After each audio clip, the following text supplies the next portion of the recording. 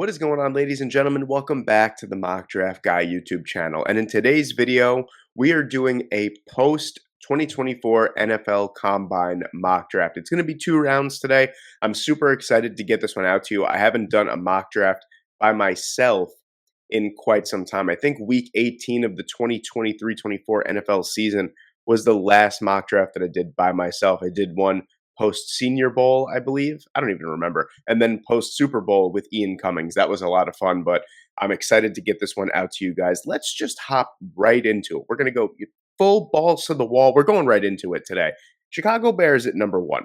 What am I going to say that hasn't been said already about this number 1 overall pick? I think that, first off, I think it's really funny how upset Caleb Williams makes some people because I am not old enough to remember Deion Sanders throughout the draft process, but from watching clips, I could only imagine how upset he made those boomers when he was going through the draft process. But either way, I think Caleb Williams is just unapologetically himself.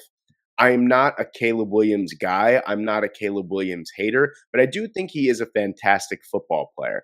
And I do think that he is going to be the number 1 overall pick. It does seem basically down to, dotting I's and crossing T's at this point that he's going to be traded to either the Pittsburgh Steelers or the Atlanta Falcons. I do think that the Denver Broncos are now in play because right before I started recording this video, Russell Wilson just got released. So that could be in play as well. Let's not sleep on that. But Caleb Williams is going to be the number 1 overall pick. I don't know why I'm dilly-dallying here. Number 2, I feel like, is where the draft starts because this could be either one of 2 picks, quite honestly. And that sounds super vague, but it's either going to be Drake May or Jaden Daniels, in my opinion. I think that Jaden Daniels fits a Cliff Kingsbury offense a little bit better. It seems like they're going to give him pretty much free range. I mean, it was a big deal when he was hired by the Washington Commanders. So, new ownership, new regime, new style of play. I think they're going to go out and they're going to get the most athletic quarterback that's on the board. And right now, for me, that's Jaden Daniels. Also, a fantastic deep ball thrower as well. They could really open up that offense if they want. So that's going to be the pick for me. Now, at number 3, this gets interesting here. I'm not going to lie to you guys. In this mock draft, at least, I'm not feeling a quarterback at number 3 for the New England Patriots. And let me just explain why. I mean, first off, each mock draft is going to be different. I can't tell you how many mock drafts in a row I've done quarterback to the New England Patriots. But it really seems like it's a possibility that they do trade out of the number 3 overall spot. They acquire some draft capital. They sign a veteran. Now, Russell Wilson, I'm not saying Russ is an amazing answer, but that's a perfect bridge type of quarterback, 2-3 years maybe. Maybe they draft someone in day 2 with the extra draft capital.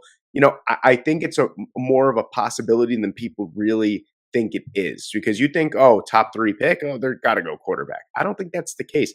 I think that this team needs to completely revamp the entire roster. And how do you do that? You do that through the draft with extra picks. So one team that it seems like it's the worst kept secret that they want to move up to trade for a quarterback is what I heard or what I read from the NFL Combine is the New York Giants. Brian Daboll, Joe Shane, those guys are coaching and GMing for their jobs in 2024. I think that they put all their eggs in one basket here with Drake May still on the board at number 3. I think that they try and move up with the New England Patriots. And this was a tough one for me. Usually I don't worry so much about the draft capital for the most part because usually I'm doing a 1-rounder. With the 2-rounder now, where's New England? There they are. With the 2-rounder, I got to be a little bit more conscious. So I'm thinking that this is the deal that gets it done. It's going to be a lot to move up 3 spots, but this is also a team that, sure, let's do this. Let's do that. Let's throw in those last 2 picks. This is also a team that could use a quarterback. So it's going to take a lot to move up. I think moving up 3 spots, getting number 6, a first for next year, a 2nd-round pick, and then a 6th-round pick there, a 6th-round pick swap. I think that's more than enough. That should do it, and it does do it. It's always so awkward when it doesn't go through on the first attempt. But at number 3 overall, we are going to take Drake May to the New York Giants here.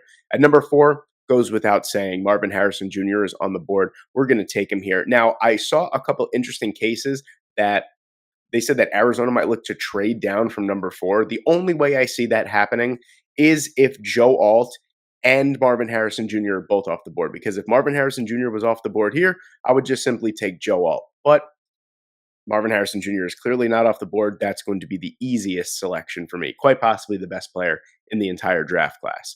At number 5, I think this is a perfect trade down scenario yet again. This is another roster that through cuts and free agency is probably going to be stripped to close to the bare bones, especially on the defensive side of the ball. So I think the Los Angeles Chargers need to buckle down. They need to trade back from number 5, and there's a lot of teams that could trade up right here. You have 3 quarterbacks off the board in the top 3. Let's take a look at some of the teams that I think could look to move up. So we have the Chargers at 5. I'm thinking the Falcons are in prime position just to move up 3 spots. And then you have these 3 back to back to back. You have the Raiders, you have the Denver Broncos, and you have the Minnesota Vikings.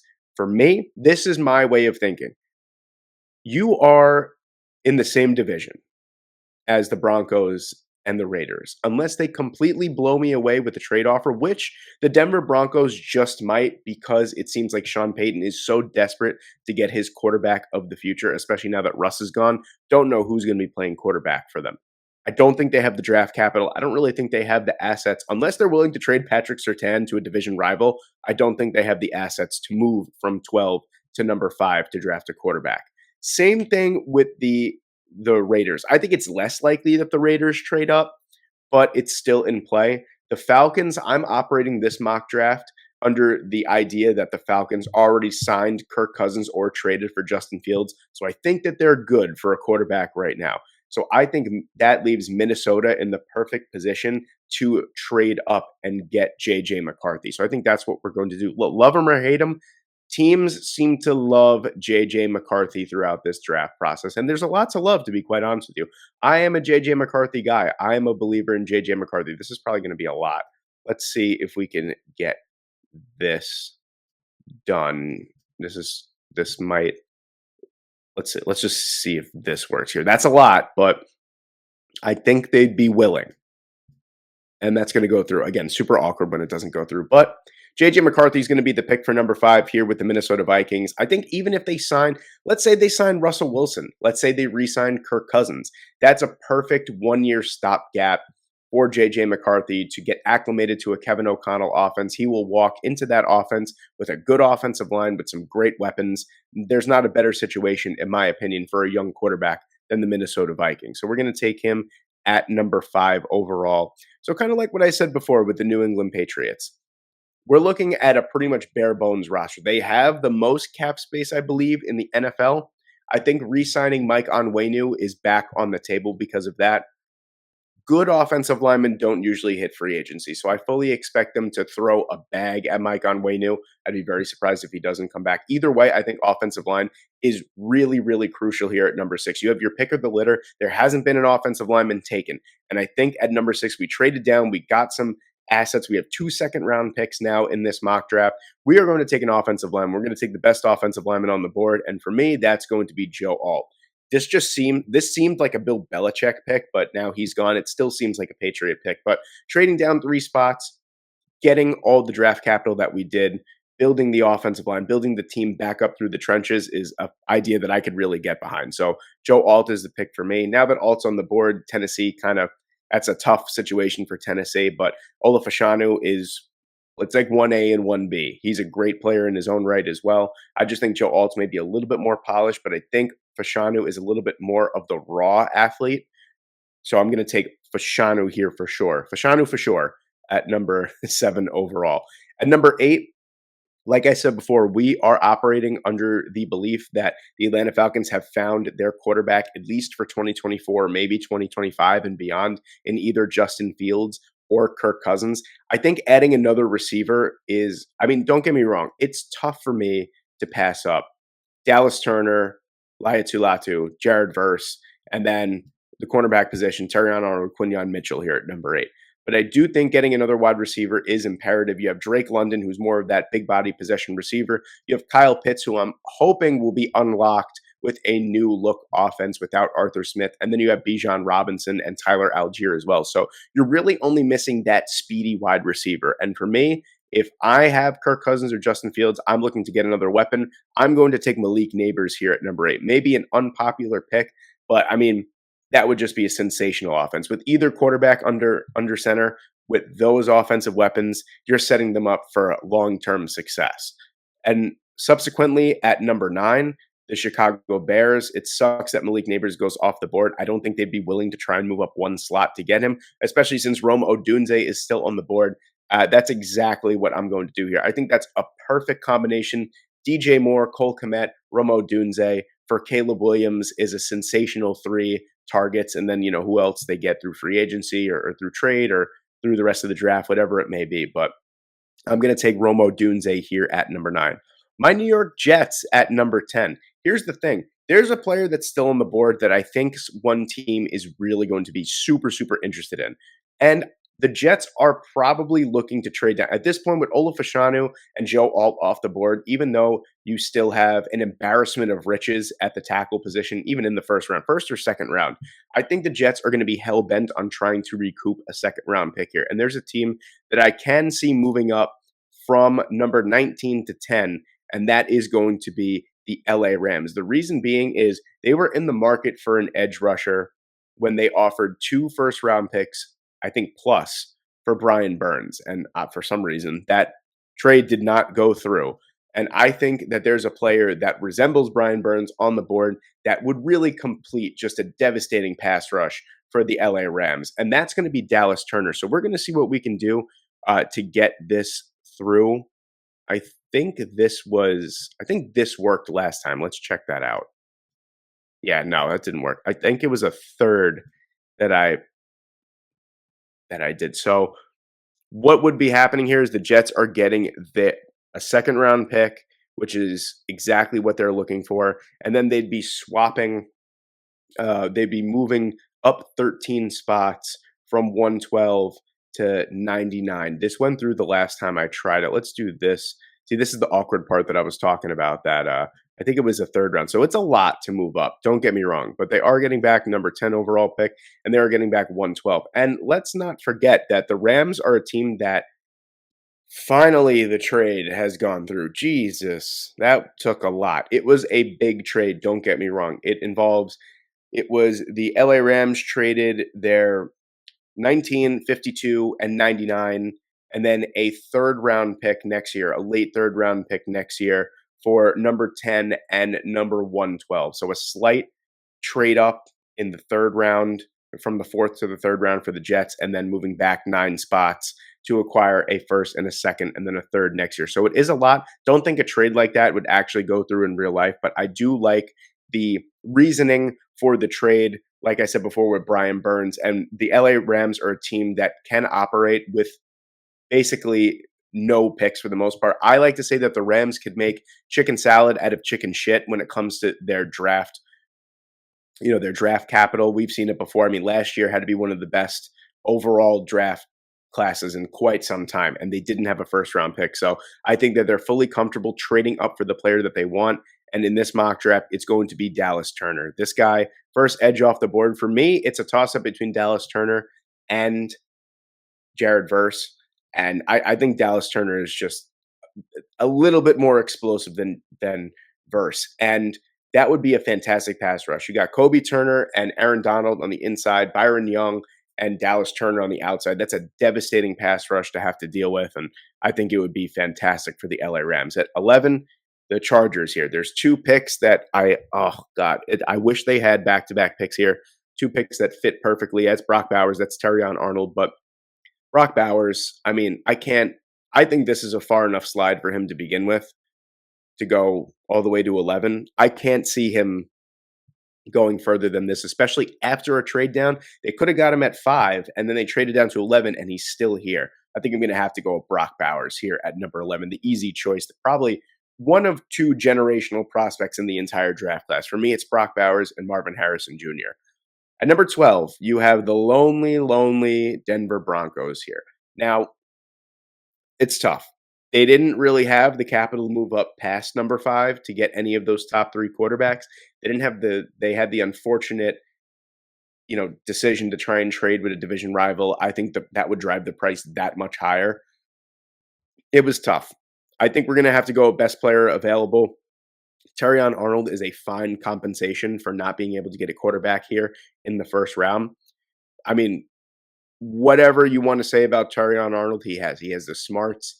He has the ball skills. He has the press coverage ability, the zone coverage ability. He has incredible reflexes and recognition skills and instincts. He is the clear-cut CB1. As much as I love Quinyon Mitchell, I think Terrion Arnold still has it, and a cornerback combination of Terrion Arnold and Pat Surtain in that division when you have, well, Aiden O'Connell. When you have Aiden O'Connell, Patrick Mahomes, and Justin Herbert, yeah, that'll be probably the only time that those three will ever be muttered in the same sentence. When you have those two elite quarterbacks there in a division, you want to really shore up the back end of your secondary, and that's what we do here with Terrion Arnold. So I'm not mad at the pick. I'm mad at the fact that we can't really trade up to get a quarterback here in round one. Las Vegas Raiders here at number 13. There's a player that's on my mind here that once I thought of the idea, I conceptualized the idea. I couldn't get it out of my head, and I'm going to do it here. I'm going with a tackle, but I'm taking Marius Mims here. I just think that I know that we haven't been able to see him on the field that much, but whatever we saw on the field, he was phenomenal. I think he's given up like a pressure on 0.9% of the snaps that he took in college. Is just unreal. 6'7", 340 pounds, as athletic as can be. He holds it so well. He looks like a guy, I don't know if you saw pictures from the combine, but he looks like someone that is legitimately like 290 pounds at 6'7". He hides it tremendously well. He's a humongous athletic beast of a player, and I think he did everything necessary to boost himself up as that tackle number 3 off the board here in a stacked tackle class. And this is perfect because Mims is someone that I could see playing at either left tackle or right tackle. You have one of the better left tackles in football on the left side in Colton Miller. Now you have Amarius Mims to replace Jermaine Illuminor on the right side. Your offensive line is in business. And at pick number 14, where's Amarius Mims? There you go. I think even with the restructuring of Cameron Jordan, and he's getting up there in age, Brian Bresee being on the inside, this defensive line needs a little bit more. If you ask me, I think that a perfect player right here at number 14, if we're not looking for a quarterback, if we're not looking for a corner either, I like Johnny Newton here. I like Laiatu Latu, but it's going to be Jared Verse for me. Just super explosive. He's actually a little bit older than Laiatu Latu. I didn't know that, to be honest with you, the last time I did a draft. I thought it was the other way around. I thought Latu was just a little bit older than Verse. It's the other way around. But you're getting an absolutely explosive player, a strong football player, and he fits a 4-3 defensive end pretty perfectly, if you ask me. So Verse is going to be the pick at number 14 for me. At 15, we have the Indianapolis Colts. Now, for me, this pick, I think you need to get a weapon for Anthony Richardson here. So you maybe have Michael Pittman. I think he does re-sign, but you don't have Michael Pittman as of right now. Alec Pierce is cool. You have Josh Downs, who had a really nice rookie season. You need that boundary guy. Hopefully, Jelani Woods comes back and he resumes his tight end one. Maybe. I don't know. He was injured. I'm just salty because I took him in Dynasty. Anyway, hopefully he comes back. That's 6'8", 260 pounds in the middle of the field. You need a boundary wide receiver. And for me, who I love at number 15, and I know a couple guys that I know personally are going to love this, I'm looking at Adonai Mitchell here at number 15. I think that he answered a ton of questions at the NFL Combine that we had about him. This is another thing. See, it's a toss-up for me between Brian Thomas Jr. and Adonai Mitchell. The reason being is both of these guys, I think we haven't seen their best football yet. I know for a fact we haven't seen Brian Thomas Jr.'s best football yet because he's only been playing football for like 5 years. He's only going to get better. The same thing with Adonai Mitchell for me. This is someone that the first couple years of his college football career played in a run-first offense. They don't really prioritize throwing the ball at Georgia. He still put up some pretty solid numbers for his target share. And then at Texas, he really, really was fantastic this past year. I think it was 10 or 11 touchdowns.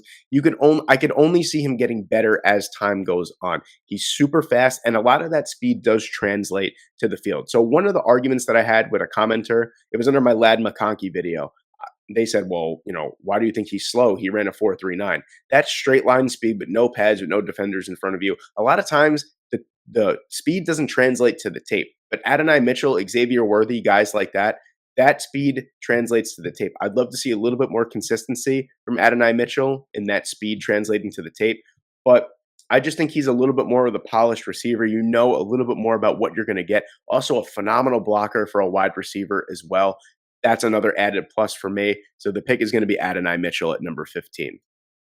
Pretty straightforward here at number 16. You have the Seattle Seahawks. They desperately need an upgrade in the interior, the offensive line. It's going to be a no brainer for me. It's going to be Jackson Powers Johnson. Not only that, let me say one thing. I think Zach Frazier is the best pure center in the class. I think Jackson Powers Johnson is the best overall interior offensive lineman because he can play guard at his 6'3", 328 pounds, phenomenal size, athleticism. He's incredibly explosive. I think Zach Frazier is more limited to playing just center, whereas Jackson Powers Johnson can play any of the interior offensive line positions, but he's going to be a stud. He's someone that I think that you put in your offensive line. You don't even worry about him for the next 10 to 12 years. He's going to be a staple of your offensive line, and that's who we're going with here at number 16. At 17 here, this is tough. I could go a little bit interior offensive line here. There's some great guards. Graham Barton could play anywhere in the interior. Christian Haynes, solid guard. Cooper Beebe is someone that you guys know I love. Dominic Pooney can play, well, but Dominic Pooney's not a first rounder, but he is someone that can play all 5 offensive line positions. I think we're going to go over to the defensive line here. This is a unit that really needs an upgrade. You guys know, if you're return viewers of me, you know how much I love Jerzon Johnny Newton. This just seems like a perfect fit for me. Some might argue that Byron Murphy is a better fit because he brings a little bit more power to the defensive line, whereas Johnny Newton brings a little bit more of that finesse. But I just think Johnny Newton all around is the best interior defensive lineman of the entire draft class. Just tremendous pass rusher, great run defender as well. He's a fantastic player. I think this is a perfect fit. And then at 18, you have the Cincinnati Bengals here. Got to go offensive line. I really think maybe just like one more player for right now can set them for at least this season. But here's the thing. Jonah Williams probably not going to come back. You have Orlando Brown on one side. The interior as well. You have Ted Karras. You have, I'm drawing a blank on the other fella's name. Alex Kappa, I want to see. Alex Kappa, Ted Karras. They're going to be free agents quite soon. Don't know how much these guys are going to come back. Doubt that both of them come back. You need someone, in my opinion, that can play tackle, also could switch up to guard if necessary. Got to be Talisi Fuaga here. I would have loved to.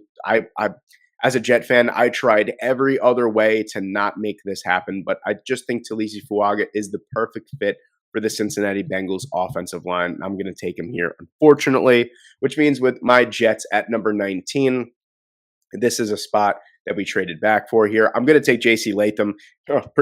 Oh no, what a terrible compensation pick. J.C. Latham, just a mountain of a human being. We know that Joe Douglas loves his big, meaty offensive lineman. Didn't work out last time with Mekhi Becton. I could have told you that. The guy was sweating just standing up off of his couch to receive, a hug from his father after getting drafted, whatever. So J.C. Latham is a phenomenal player, great run defender, and great run blocker as well. That's something that I love because last year, Breece Hall, I believe it was like 52% of his rush attempts were met in the backfield. So he met contact before he even got to the offensive line. So that's really saying something. He's a phenomenal road grader, run blocking type, great pass blocker as well. Just a raw ability to play right tackle. I think that's what we get here at number 19. At number 20, you got the Pittsburgh Steelers here. Kind of tough. Really some of the better tackles are off the board here. I like Troy Fautanu at number 20. I'm not going to lie. But I think we got to go defense here. I think with the guys that are on the board, Zach Frazier is a possibility here at number 20. I think it might be a little too rich at number 20, but he does fill a massive need. But I'm going to go with a corner as well, someone that can replace Patrick Peterson and play alongside Joey Porter Jr., giving them one of the best young duos in the entire NFL. JPJ on one side, Quinyon Mitchell on the other side. Anytime, I categorized it in my video yesterday, saying that anytime Quinyon Mitchell, we had a question about him, he always came back and he answered it. Like at the Senior Bowl, was it, can he play press man? He dominated press man. Well, how fast is he going to run at the combine? We're hoping for 4.4s. Guy runs a 4.33. He is a stud of a player. He's a star in the making. Don't let the MAC competition fool you. This guy has what you cannot teach. Quinyon Mitchell is going to be a fantastic player for the Pittsburgh Steelers. At 21, I think the biggest sneaky, again, same thing with the Pittsburgh Steelers, with the Miami Dolphins. Fatanu makes a lot of sense. I think the sneakiest need for the Miami Dolphins is pass rushing in this draft. And if Laiatu Latu's still on the board, even if he wasn't, even if it was Chop Robinson, I'd probably go there. I'm going to take Latu here. I think just purely out of need for other positions, that's the only reason why he falls this far. But Jalen Phillips coming off of a devastating injury, Bradley Chubb coming off of a devastating injury, they cut Emmanuel Agba. This pass rush needs an absolute revamp, and we're going to start with Laiatu Latu here. 22, you have the Philadelphia Eagles. Some people are going to hate this pick. I don't care. If you watched the Philadelphia Eagles, that the second half of last year, their secondary was horrible, absolutely horrible. Kool-Aid McKinstry is the prototypical Vic Fangio type of corner. He's smart. He can play in a versatile amount of different coverages. He also could play in that quarter rotational coverage that Vic Fangio likes to run. Super, like I said, probably the smartest corner out of everyone. Him and Terrion Arnold just playing for that Nick Saban defense come with a ton of smarts. You have to know a ton about coverages and all that kind of stuff. He's a leader on the defensive side of the ball as well, very vocal, moving players around. I love that type of energy for the Philadelphia Eagles at 22. At 23, you have the Houston Texans. I think upgrading the interior of the defensive line is massive here. You got Byron Murphy still on the board. This is going to be a no-brainer here. With Sheldon Rankins maybe not coming back, it leaves a massive hole with next to no depth behind those guys like Malik Collins and Sheldon Rankins anyway. Leaves a massive hole. Byron Murphy will fill that in tremendously. Just a pocket collapser from the interior. He's a guy that's probably not going to have a ton of sacks, but he's going to be someone that's going to get a ton of pressure. And you add the pressure from the interior, the pressure that Will Anderson Jr. has on the outside. That's a beautiful young duo to have right there. At 24, you have the Dallas Cowboys. Now, there's so many different ways I want to go with this pick. I mean, and there's so many different ways they can. It's the Dallas Cowboys. They're very unpredictable. The last couple of years, they've been a little bit more predictable. Mozzie Smith, Tyler Smith, the last few years. They're done the responsible thing, I guess. But I could see it being a bevy of different picks here. I could see Keon Coleman. I could see Brian Thomas. Tyler Guyton is someone I like. So is Graham Barton. I've mocked him to the Cowboys quite a lot. Jordan Morgan. I could even see someone as crazy as Peyton Wilson. Why is Peyton Wilson so low? I could even see someone as crazy as Peyton Wilson going here at number 24. I'm going to stick to the smart pick, I guess, for me, with Tyron Smith not coming back, with the interior of the offensive line kind of sort of not great either outside of Tyler Smith and the uncertainty with Terrence Steele after he signed that massive contract. I like Troy Fatanu a lot. Offers a ton. We didn't think that he could play tackle at the next level, but his arm length and his wingspan really proved that to be different. Great measurables, can play 4 out of the 5 positions. We never saw him at center, but I bet he could play there too. We don't need him to do that, but 4 out of the 5 positions on the offensive line, he absolutely can play. I love that versatility. Keep building up that offensive line through the young players. So Troy Fatanu is the pick for me at 24. At 25, there's not a more perfect player on the board for the Green Bay Packers than Cooper DeJean. Safety, whoa, I'm going crazy here. I'm knocking the mic over and everything. Cooper DeJean, safety, massive need. Corner, big time need. Brings both of it. Punt returner, he could be that guy too. He's just a Swiss Army knife. I compare him to Chuck Clark a lot, and a lot of people don't like that comparison because Chuck Clark he's a great player, but you want to hear a comparison of like, oh, he's like Deion Sanders, but like, I'm not going to say that. Chuck Clark is someone that literally lined up all over the defensive alignment for the Baltimore Ravens. He even played defensive end on a couple of snaps too. I could see Cooper DeJean being that guy that you just stick him everywhere. He could play sub-package nickel linebacker. You know what I mean? He's got the size for that as well. He's a fantastic player, a Swiss Army knife, and I think he'd be an excellent addition to the Green Bay Packers secondary. At 26, I mentioned him before. I'm going to say it again. I really like Zach Frazier to the Tampa Bay Buccaneers here. I think it's automatically plug-and-play replacement to Ryan Jensen or anyone else that they had there. I know Jensen didn't really play. He didn't play that many games last year. I don't think. Off the top of my head, I don't really remember. But Frazier is someone kind of like Jackson Powers Johnson. You could put in there. You don't have to worry about him. The best pure center in the entire draft class. You protect Baker Mayfield. Now that they re-signed Mike Evans to a 2-year contract extension, it's almost a guarantee that Baker Mayfield comes back. You give him another offensive lineman to play around with, and that's going to be Zach Frazier for me. At 27, we're going to make a trade here. With these wide receivers that are on the board, Arizona already has the best wide receiver in the entire draft class. Look at this pick of the litter that we have here. There's a team that doesn't have a first round pick that I could easily see moving up. This is only going to be 6 spots here. It's going to be the Carolina Panthers. New regime, competent regime, hopefully. I don't know. That remains to be seen. This is going to, it's probably going to be a little bit steep in the price here. I'm going to say these 2 third rounders are going to get it done for number 27. It's going to be a lot. Don't get me wrong. I could probably even get away with a fourth, maybe. Let's see if that goes through. It has been accepted. Okay, so I saved you guys a round pick, I guess. But at number 27, with these guys falling further and further, with the Buffalo Bills coming up next, I think it only makes sense for the Carolina Panthers to move up past them, and they're going to take Brian Thomas Jr. This is the typical X receiver that the Carolina Panthers desperately need. Jonathan Mingo was supposed to be that guy, isn't that guy. Adam Thielen getting up there in age, and then it's just about 50 feet of crap behind those guys. So you need a bona fide wide receiver number one for Bryce Young, and for me, that is Brian Thomas Jr. I think Buffalo's a little upset that Brian Thomas Jr. goes right before them. I don't think they're that upset though. Let me say one thing. Xavier Worthy has all the world speed. I don't really care that he's 100 and whatever, 66 pounds or whatever it may be, 163, whatever. I'm not even worried about that. If you're telling me that I have a receiver that just broke the combine record for 40-yard dash, and he's on the board with Josh Allen, who could throw the ball like 80 yards downfield, that's exactly what I'm doing. Catch and run situations deep down the field. He's a nuanced route runner. I get that the weight scares people because you probably won't be able to take a hit over the middle. With that speed, you might not have to take a hit over the middle. Give me Xavier Worthy to the Buffalo Bills all day with that type of speed. You got Stephon Diggs on the other side that, is more of the possession type, but he can win down the field. That's a perfect complement right there. And then you got Khalil Shakur in the slot. Fantastic. I'm taking Xavier Worthy here at number 28. At 29, you have the Detroit Lions here. And I got to be honest with you, I've seen a lot of interior offensive linemen mocked to them lately. I don't hate that idea. I'm not going to do that. I'm going to stick to the defensive side of the ball. I'm not going to take a corner here. Wiggins kind of scared me with the weight just a little bit. It's funny how I just talked about weight not scaring me, and then Nate Wiggins scares me. Not so much. I would consider taking him here.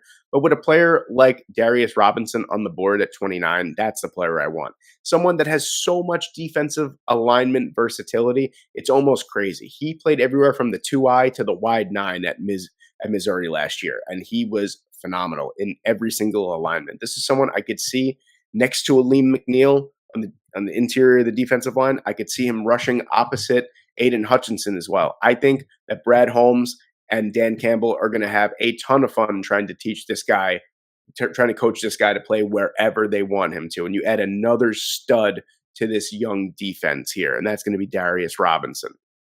Another Robinson that's on the board that's going to go next for me here, that's going to be Chop Robinson. The Baltimore Ravens have a habit of taking players and getting the absolute most out of them.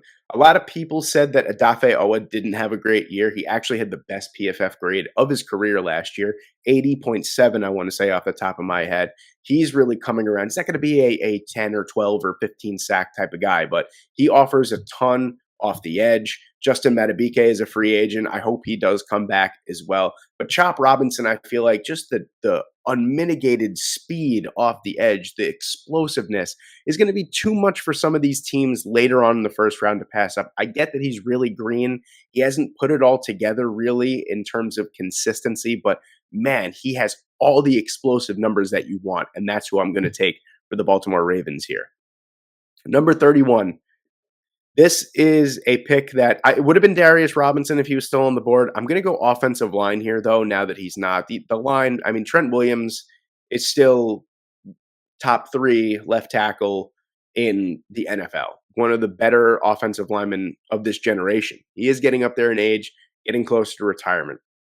On the right side, not that much better. We need Tyler Guyton here. We need someone, the athletic profile is crazy. Someone, again, just like Chop Robinson, hasn't really put it all together consistently, but someone that is a phenomenal athlete that is incredibly powerful for his frame as well. So I'm going to take Tyler Guyton here. Could be an automatic starter right away this year at right tackle. And then once Trent Williams retires, he could slide over to the left side. And then with our last pick here in the first round, you have the Kansas City Chiefs. And the Kansas City Chiefs have a habit of loving these twitched up, sharp route runners. And I've avoided it for quite some time now. I can't avoid it any longer. I haven't had Lad McConkey in a first round in any mock draft. I really think that he would just be phenomenal in Kansas City. He startled us with that 4.39 speed. No one expected him to run that. He doesn't run that on tape. I mentioned that before. He doesn't run that fast, but I mean, just a pristine route runner, great blocking wide receiver. He just knows he knows how to use the leverage game, and that is such a big advantage going from college to the NFL, knowing how to leverage those. He's probably going to be predominantly a slot receiver, but he can play on the boundary as well. Knowing how to play on the outside or inside hip of those corners is just such a huge skill that really you can't teach. And Lad McConkey has it. I think he'd be a revelation in Kansas City. That's going to be our last pick of the first round here. It's going to be Lad McConkey. All right, ladies and gentlemen. So you don't have to hear my stupid ass anymore. Try and explain every single pick. We're going to go through these real fast. So this is round 2 here. At number 33, we took some offensive line help for Arizona for Kyler Murray with Graham Barton. Can play guard, can play tackle. At 34, we took Bo Nix here. Bo Nix and Joe Alter, the first 2 picks. But honestly, I feel like it's a very Patriots pick. Nate Wiggins, despite that smaller frame, I think he's a burner on the outside. I think he would do wonders for the Arizona Cardinals secondary at number 35. At 36, we have Jordan Morgan, some protection for Jaden Daniels, much needed protection for Jaden Daniels. At 37, we took a physical outside corner and Ennis Rakestraw Jr. for the Los Angeles Chargers. At 38, I went with a surprise pick. I took Roman Wilson. You have DeAndre Hopkins on one side. You have Treylon Burks on the other. You need that speed in the middle. Roman Wilson, someone that's going to be a problem out of the slot, super speedy as well. Troy Franklin is the pick here for me at number 39. Probably should have went with some offensive line help, but I couldn't pass up getting a stud like Troy Franklin here to pair with Drake May. At number 40 for the Washington Commanders, we took Peyton Wilson, that do-it-all linebacker that is a phenomenal athlete. At 41, we took some offensive line help to replace David Bakhtiari for the Green Bay Packers. That's going to be Patrick Paul. Super polished in terms of a pass blocker, needs some work as a run blocker, but a really, really awesome player with some phenomenal tools as well. T'Vondre Sweat is the pick for me at number 42 for the Chargers. Chargers absolutely killed this 2-rounder here. Get much needed help on the defensive line. Kamari Lassiter is the pick at 43, another boundary corner to go opposite AJ Terrell. At 44, it's not McKinley Jackson. It's supposed to be Braden Fisk. I accidentally hit McKinley Jackson, so I didn't draft Braden Fisk anywhere else because that's who it's supposed to be. So McKinley Jackson is not supposed to be here. Great player, not supposed to be here. It's supposed to be Braden Fisk at number 44. The combine just kind of, it kind of just compacted what we already knew about Fisk. He was a phenomenal mover that is just completely explosive. 6 sacks in back-to-back seasons. I think he's going to be a stud at the next level. Cooper Beebe offers that really nice interior offensive line that can play a right tackle as well for the New Orleans Saints. TJ Tampa, really nice physical outside corner to go along with that really young secondary group in Indianapolis at 46. At 47, we get Keon Coleman. Let me tell you something. Joe Alt, Bo Nix, and Keon Coleman does not sound like a bad 3. They killed it as well in this 2-round mock, in my opinion. Xavier Leggett is the pick here at number 48 for the Jacksonville Jaguars. They're probably going to lose Calvin Ridley. They need to get a little bit more physical, a little bit more speedy on the outside, and Leggett can definitely bring that. Leonard Taylor is the pick to presumably replace DJ Reader. Maybe not so much the same like-for-like player as Reader is the more traditional nose tackle, run stuffer, where Leonard Taylor does his best work as a pass rusher. So not a like-for-like replacement, but a necessary pick nonetheless.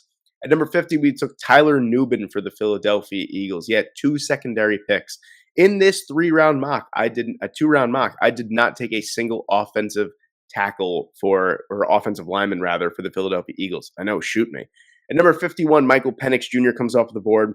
I was going to say that this spot is reserved for the Chicago Bears because they would trade number 51 to get Justin Fields from the Bears, but I decided to go against it because I was going to make a pick with a quarterback with this pick regardless. At 52, my Jets, I couldn't pass up Cameron Kinchins at number 52. It is a need for the Jets. I know offensive line, and wide receiver, be that as it may.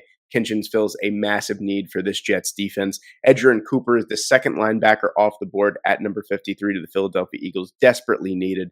Malachi Corley is the only pick at number 54 for the Cleveland Browns. Just they need a real slot receiver. I don't know why some people don't get that. I would have loved Roman Wilson in the spot, but he just fit really perfectly in Tennessee. I think Corley could do some real damage out of the slot for the Cleveland Browns. At number 55, we went Christian Haynes, a natural replacement to Robert Hunt if he decides not to re-sign. Jonathan Brooks is probably another surprise pick for a lot of guys. The first running back off the board, even before Trey Benson here. I just think that the Dallas Cowboys have a infatuation with Jonathan Brooks, and as long as all of his tests come back okay, and as long as he looks okay, in practice and all that kind of stuff, I feel like they're going to pull the trigger on taking him in round 2 to replace Tony Pollard. I like the Saquon Barkley rumors. I think they're fun, but I don't think it's absolutely going to happen. Brandon Dorlus offers some really nice inside-outside pass rushing versatility for the Tampa Bay Buccaneers at 57. At 58, Trey Benson, he is going to officially put an end to the A.J. Dillon, Aaron Jones era. Unfortunately, I love both players, but Benson is a do-it-all running back that I think would be phenomenal in that young. I mean, they just continue to get younger and better, the Green Bay Packers offense. Max Melton, a necessary boundary corner with some super explosiveness for the Houston Texans at number 59. At 60, we took Cole Bishop. It was tough for me to take him over Caden Bullock and Bo Braid, but he had a phenomenal combine, just really showed us some great explosiveness. Renardo Green is the pick here for me at number 61. If you're not familiar with Renardo Green, he is a phenomenal player on the outside, can play safety as well. At number 62, we took Dominic Pooney here for the Baltimore Ravens, getting a fantastic, versatile piece on the offensive line. Can easily start right away at guard, can start at tackle as well, could start at center. Marshawn Nealon is the pick for me at number 63, and maybe another surprise here. Just, I don't think Chase Young comes back. Maybe he does. I don't know. Either way, I think they could use the San Francisco 49ers love to use, 9-man, 7-man rotations out of that defensive line. Nealon is someone that could play on the interior, 6'4", 275. He's also a traditional 4-3 edge, comes with incredible explosiveness as well. And our last pick in this 2-round mock is Kingsley Suamatea here out of BYU. I think this is just a really nice player to, I think Donovan Smith is a one and done in KC, and Jawan Taylor isn't much better on the other side, but it looks like they're locked into him for at least another year. So getting younger and explosive, he's a freak of nature. Could also kick inside and play guard if needed as well. So there you have it, ladies and gentlemen. There is my full 2-round mock after the 2024 NFL Combine. Let me know what you guys think in the comments section below. Please subscribe to the channel and leave a like if you haven't already. Thank you guys so much for watching today. I hope you enjoyed, and I hope I see you in the next one.